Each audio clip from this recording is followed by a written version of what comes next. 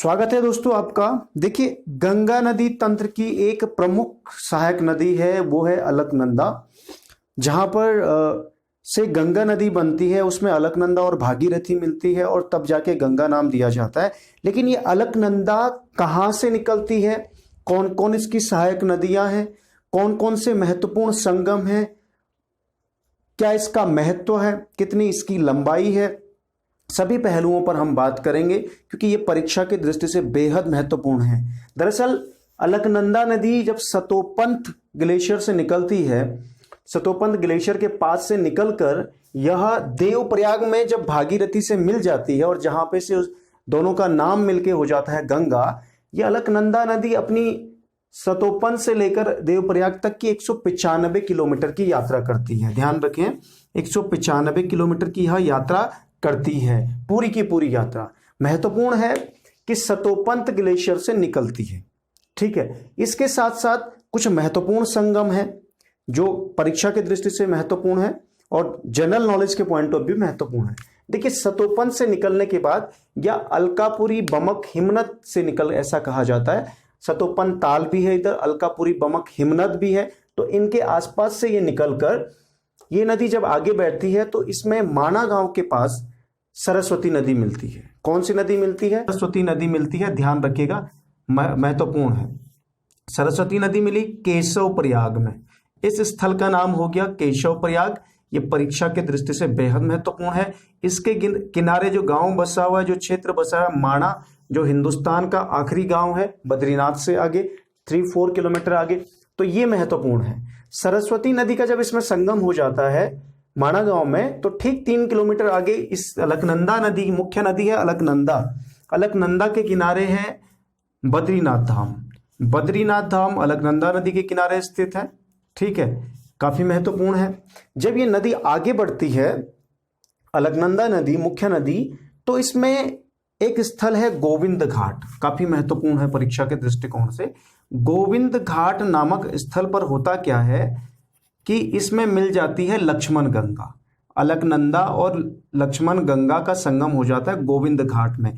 इस लक्ष्मण गंगा को भ्यूंडार गंगा भी कहते हैं, इसके पुष्पावती नदी भी कहते हैं, तो विभिन्न नामों से जाना जाता है इसे, क्योंकि इससे पहले पुष्पावती नदी और लक्ष्मण गंगा का भी संगम होता है। ये दोनों नदियां मिलती हैं, छोटी छोटी नदियां हैं, ये मिलती हैं। घांगरिया एक स्थल है और ये घांगरिया स्थल पड़ता है आपका हेमकुंड साहिब के मार्ग में। ठीक है ना, यहां से पैदल यात्रा करनी होती है। तो देखिए, ये गोविंद घाट का बड़ा महत्व है। यहां से दो प्रमुख चीजें हैं, दो प्रमुख स्थल है। एक तो हेमकुंड साहिब जो है, जहां पर सिखों के 10वें गुरु गुरु गोविंद सिंह ने तपस्या की थी। सिखों के पवित्र स्थल हेमकुंड साहिब, हेमकुंड साहिब यही स्थित है। यहां से 19 किलोमीटर की यात्रा करके पहुंचा जाता है, अधिकांश पैदल यात्रा है। और यहीं से फूलों की घाटी नेशनल पार्क है। फूलों की घाटी जो प्रमुख स्थल है जहां पर विभिन्न प्रकार के फूल हैं, फ्रैंक स्माइथ द्वारा जिसकी खोज की गई थी, तो वो भी इन्हीं रास्तों पर स्थित है। ठीक है, तो गोविंद घाट में लक्ष्मण गंगा इसका नाम है, लक्ष्मण गंगा या भ्यूंडार गंगा भी कहते हैं, भ्यूंडार गंगा। और देखिए, भ्यूंडार गंगा इसलिए कहा जाता है क्योंकि देखिए, भ्यूंडार नेशनल पार्क फूलों की घाटी को भी कहते हैं। ठीक है ना, भ्यूंडार नेशनल पार्क किसे कहते हैं? फूलों की घाटी को भी कहते हैं। तो ये महत्वपूर्ण हो जाता है। ठीक है, तो यहां पर संगम है गोविंद घाट में। भ्यूंडार गंगा भी कह सकते हैं, लक्ष्मण गंगा भी कहते हैं, पुष्पावती नदी भी कह सकते हैं। तो विभिन्न नाम है इस नदी के।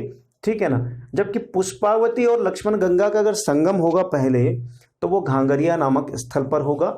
ठीक है, गोविंद घाट से ही फूलों की घाटी की भी यात्रा शुरू होती है। तकरीबन 18 किलोमीटर की यात्रा है फूलों की घाटी तक की।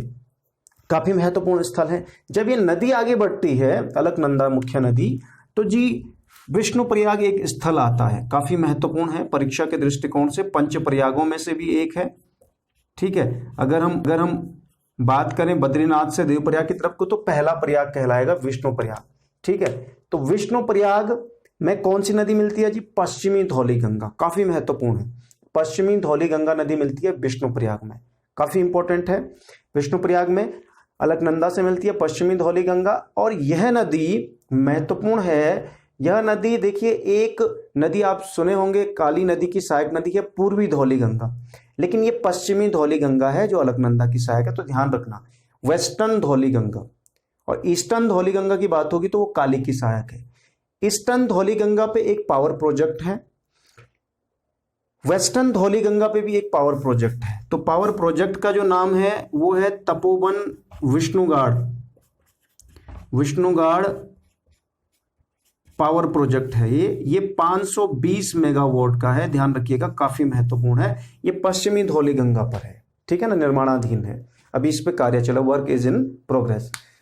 पश्चिमी धौली गंगा की सहायक नदियां हैं, एक तो किरियोगाड़ है, एक गिरथी नदी है, एक गणेश गंगा है, एक ऋषि गंगा है। ये पश्चिमी धौली गंगा की सहायक नदियां हैं, काफी महत्वपूर्ण है परीक्षा के दृष्टिकोण से। तो विष्णुप्रयाग में जब ये मिल जाती है, पश्चिमी धौली गंगा विष्णुप्रयाग में मिल जाएगी, इससे जब ये आगे बढ़ेगी तो देखिए जब ये आगे बढ़ेगी तो इसमें पाताल गंगा नदी मिलेगी, पाताल गंगा नामक स्थल पर। गरुड़ गंगा नदी मिलेगी अलकनंदा में, गरुड़ गंगा नामक स्थल पर।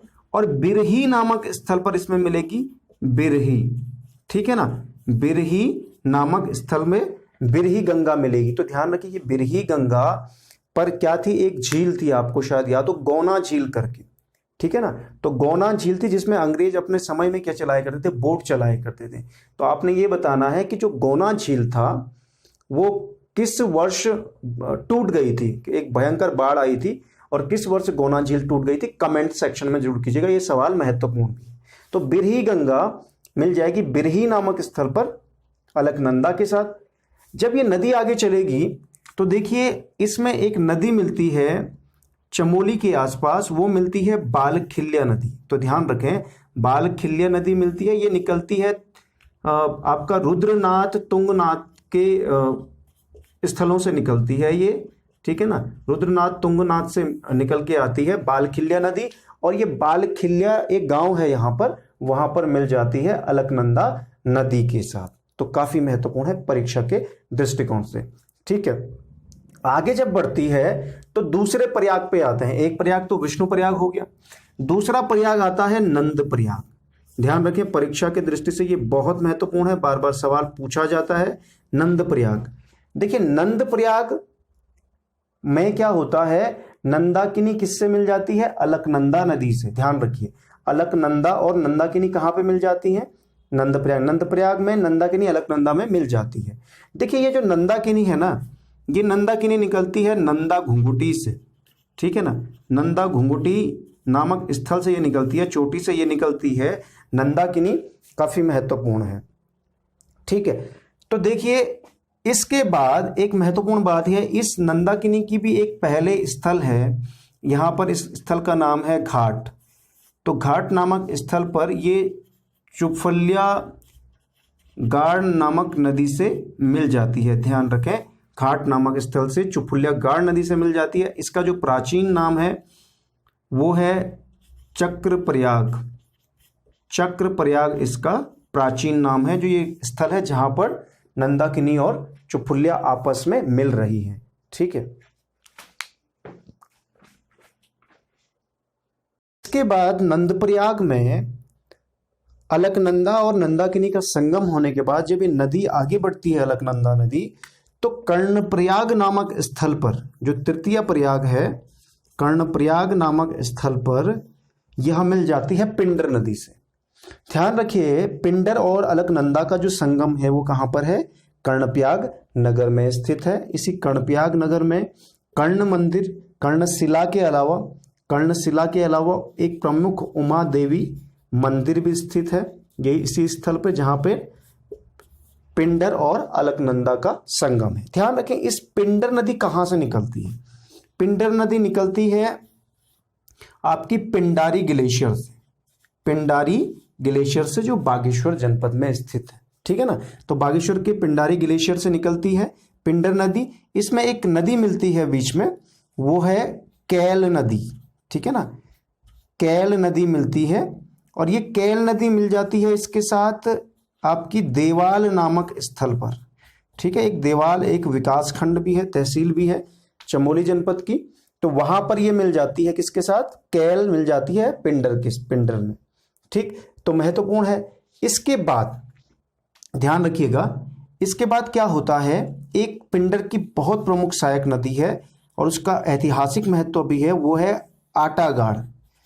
आटागाड़ नदी चूंकि एक संकरी घाटी में बहती है, बहुत गहराई में बहती है और बहुत संकरी घाटी में बहती है, इसलिए इसका वेग बहुत तेज बहती है।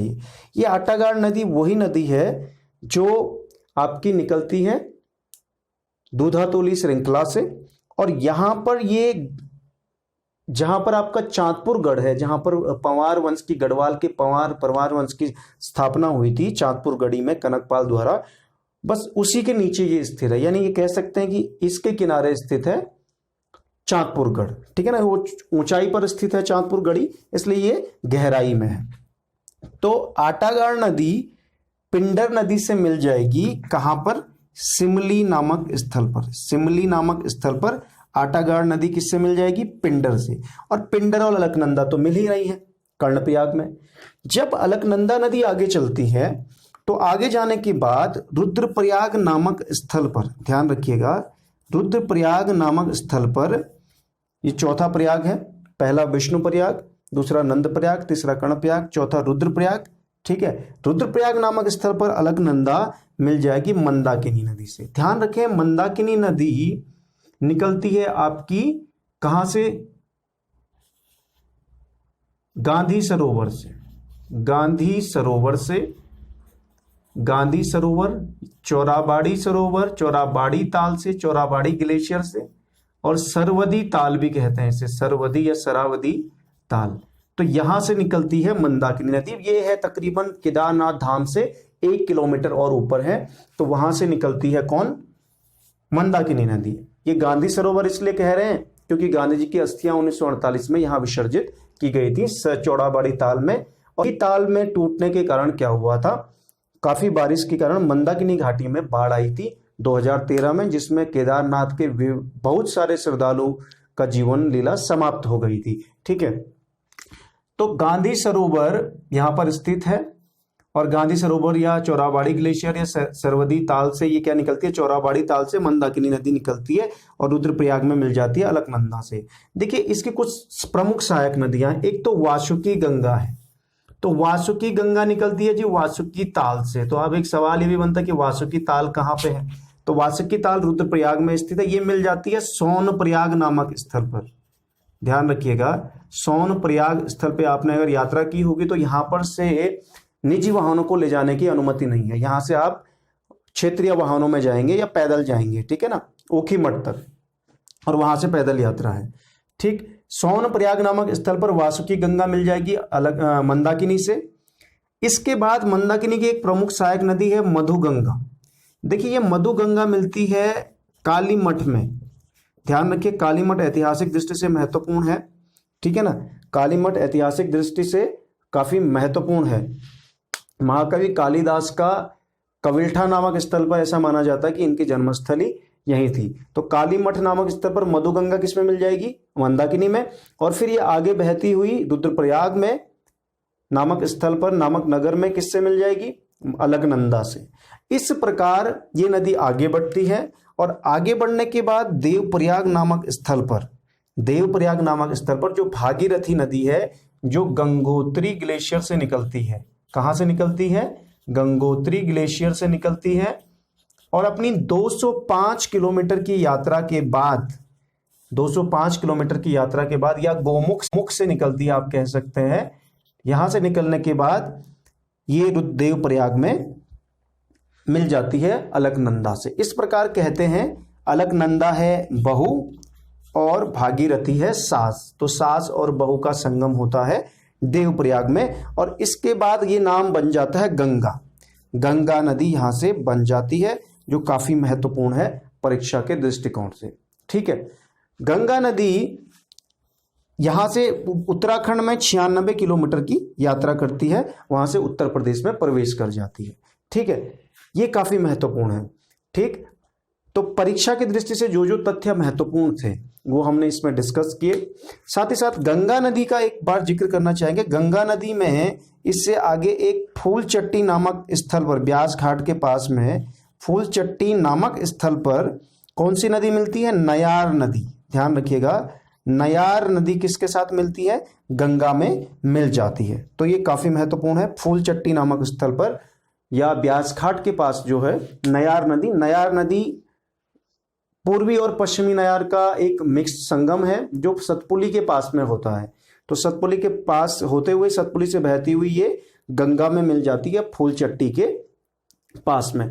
तो ये अलकनंदा नदी तंत्र है। भागीरथी नदी तंत्र पर हमने पहले ही चर्चा की है। यदि आप उसको विस्तृत देखना चाहते हैं और पूरा गंगा नदी तंत्र समझना चाहते हैं तो आप उसे वीडियो को डिस्क्रिप्शन में जाके देखिए या हमारे प्लेलिस्ट में भी पड़ा होगा उत्तराखंड जनरल स्टडी में। तो इस प्रकार से यह है। कैसा आपको लगा? इसमें कुछ नदियां अगर रह गई हैं, आप अगर इन क्षेत्रों से बिलोंग करते हैं, कुछ ऐसी नदियां हैं जो छूट गई हैं, तो कमेंट सेक्शन में हमें सुझाव जरूर दीजिए ताकि हम उसे अगले वीडियो में इंक्लूड कर पाएं।